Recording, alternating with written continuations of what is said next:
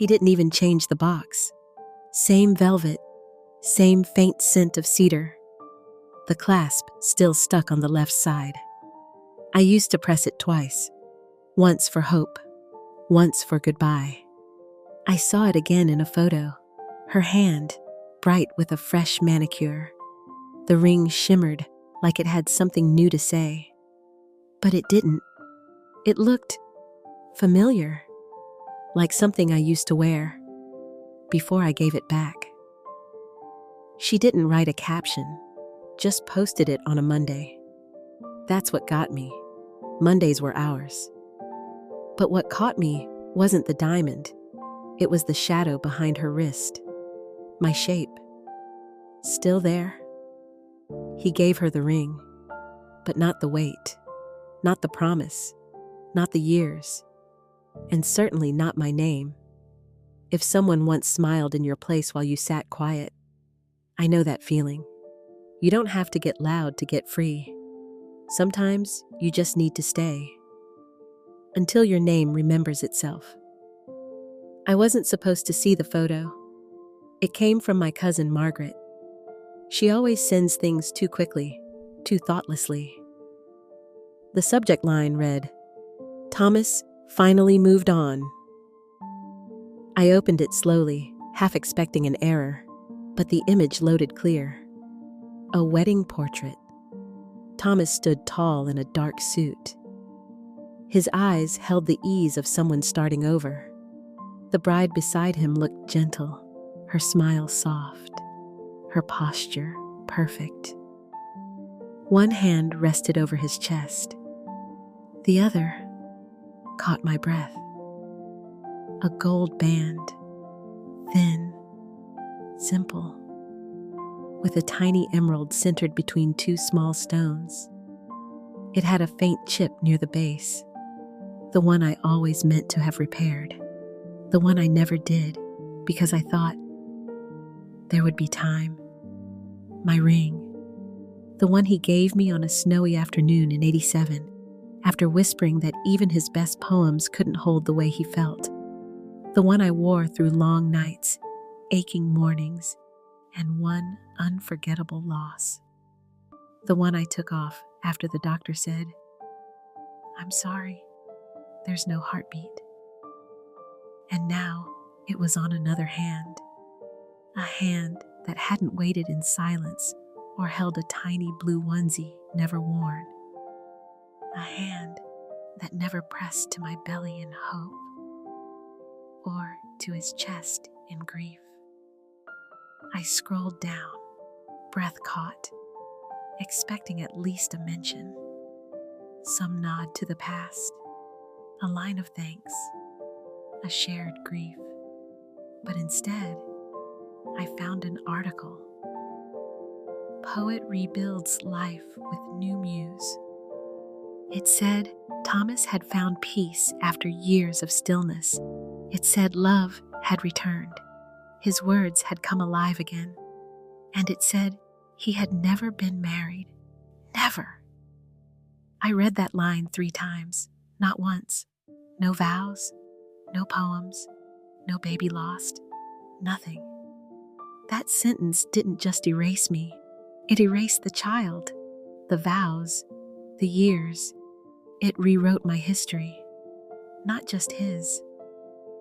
I closed the laptop with both hands. My chest felt like splinters. I stood, walked slowly to the hallway closet. At the very back, on the highest shelf, was a small cedar box, the one that smelled like old pine and sorrow. Inside, I found the poem, still folded the way he left it. He'd once told me he wasn't finished with it, that the ending needed more hope.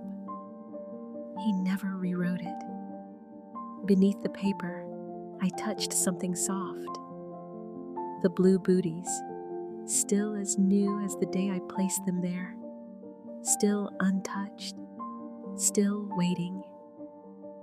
Not everything in that box was broken, but everything in it was left behind. And now, the ring that once lived on my hand was living on someone else's. He gave her the ring meant for me, but not the story. The day after I saw the photo, I made tea, not because I needed warmth, but because the sound of the kettle reminded me that I hadn't disappeared. I poured the water, let it sit, then left the cup untouched on the counter. The box was still there, on the table, closed, waiting.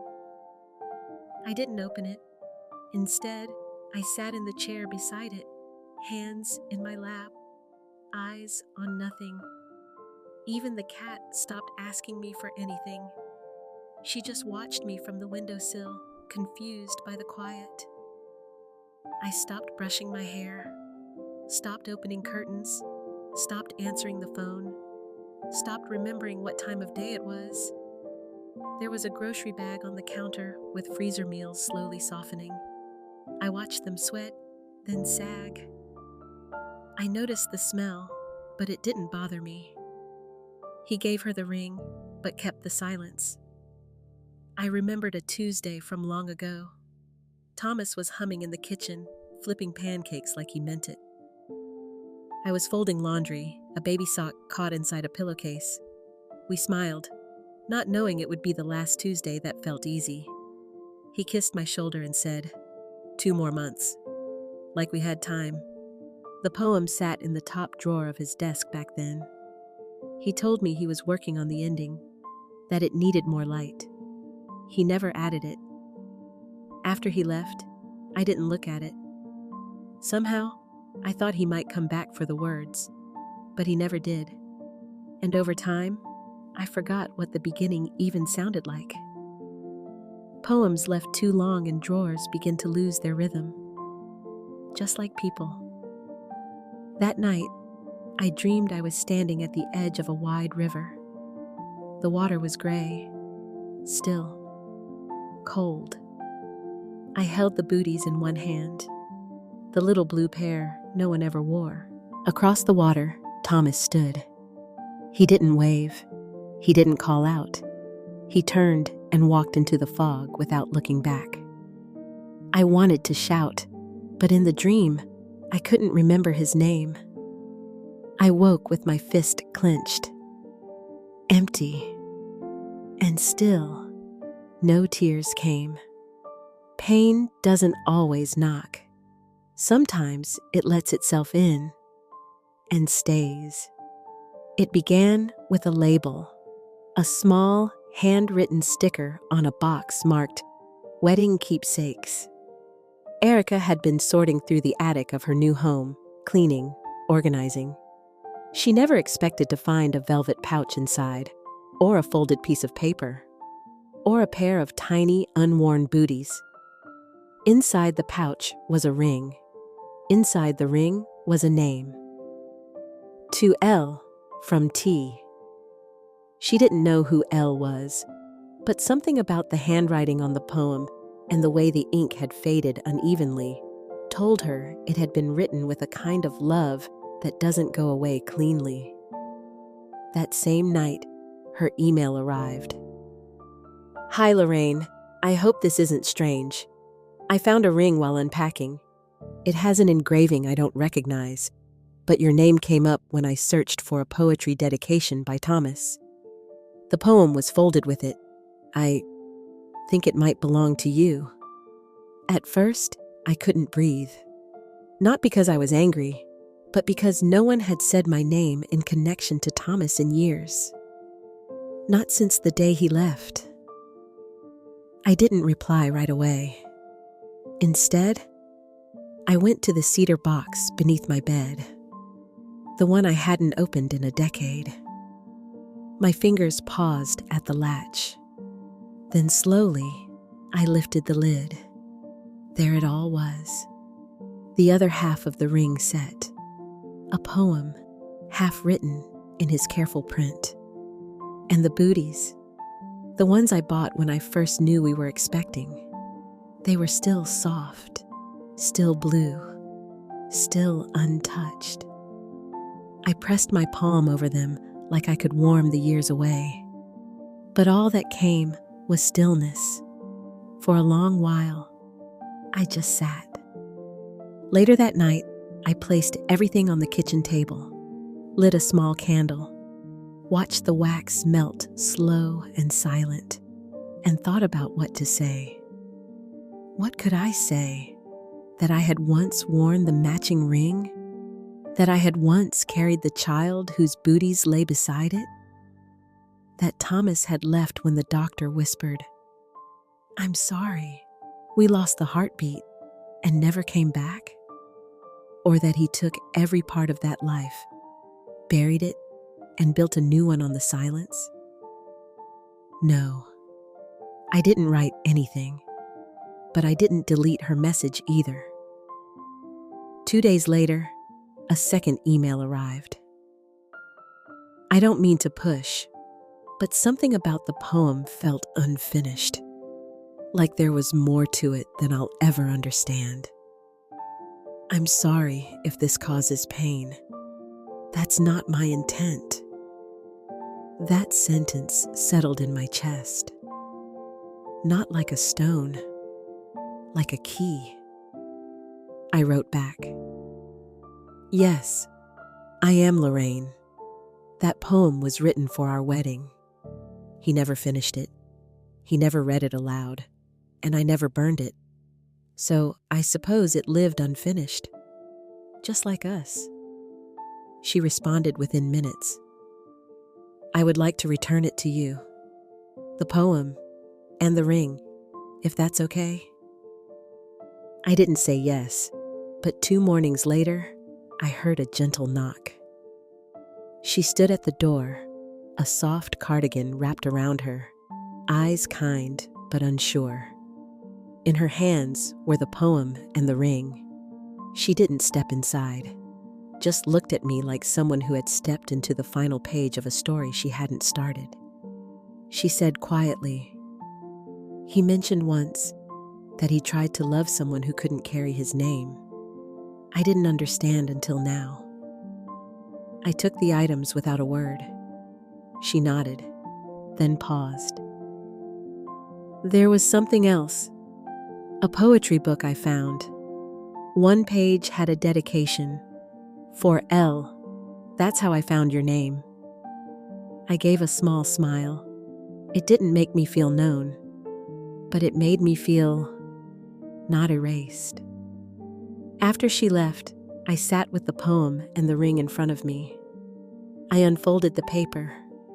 The lines were as I remembered them, tentative, beautiful, unresolved. Then I reached for a pen and wrote 3 more lines. My lines.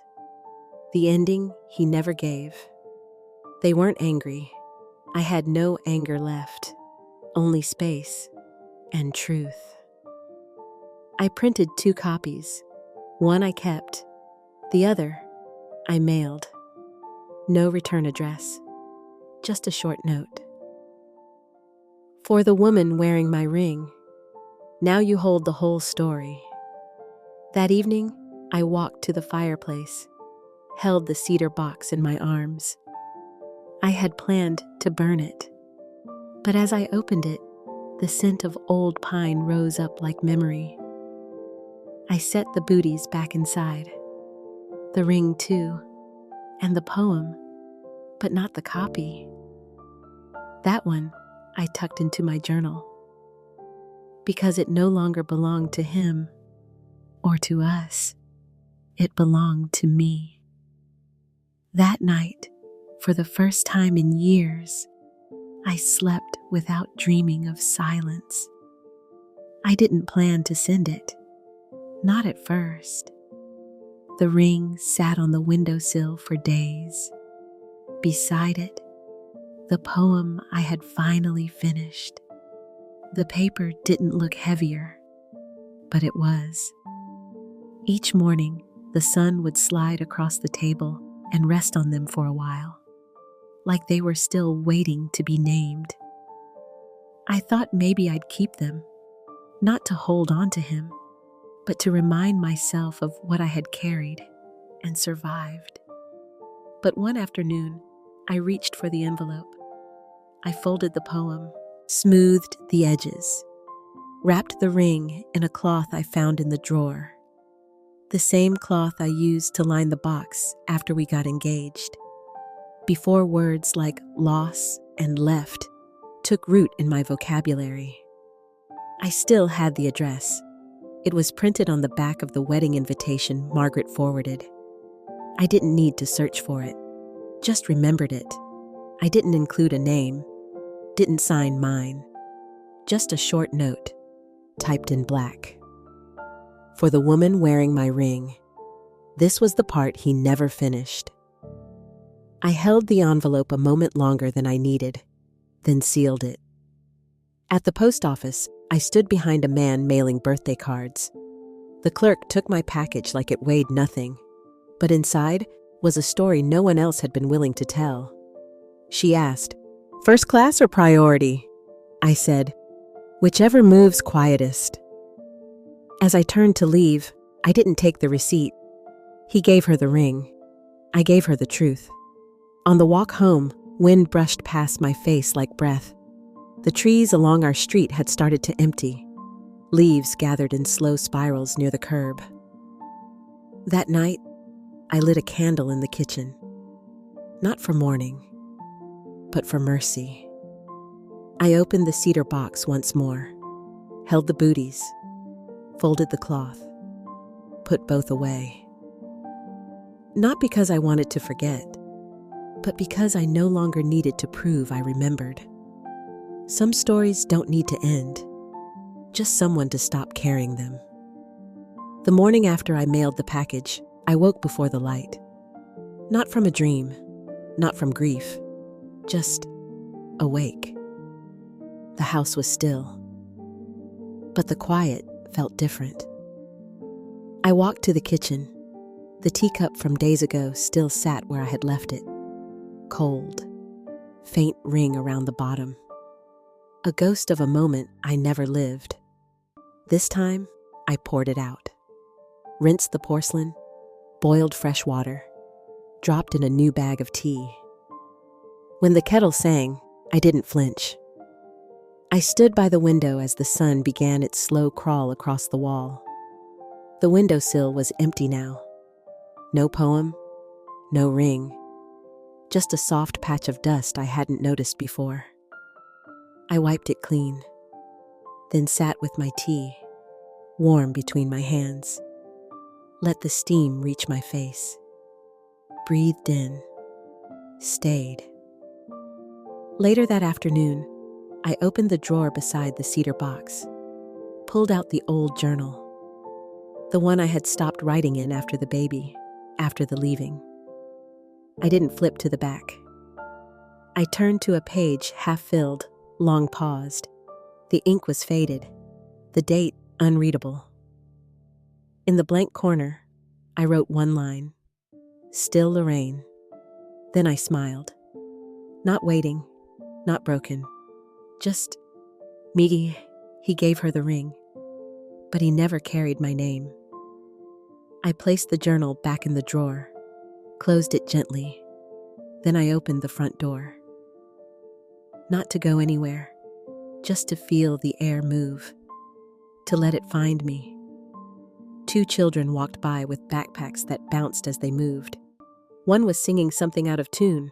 The other dragged a stick along the sidewalk crack, counting steps. The sound was small and real and bright. I stepped back inside. I stood still. No music, no footsteps. And yet, I didn't feel alone.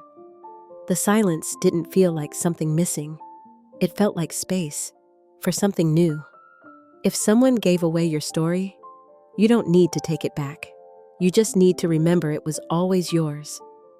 If this brought something up for you, my mailbox is open. You don't have to sign your name, but I'll be here. Maybe you still wear the ring. Maybe there's a letter still folded inside you. Maybe your silence is waiting for space. That's all right. Some truths don't echo until we whisper them. So if tonight feels too quiet, maybe it's just the beginning of your voice. coming back home.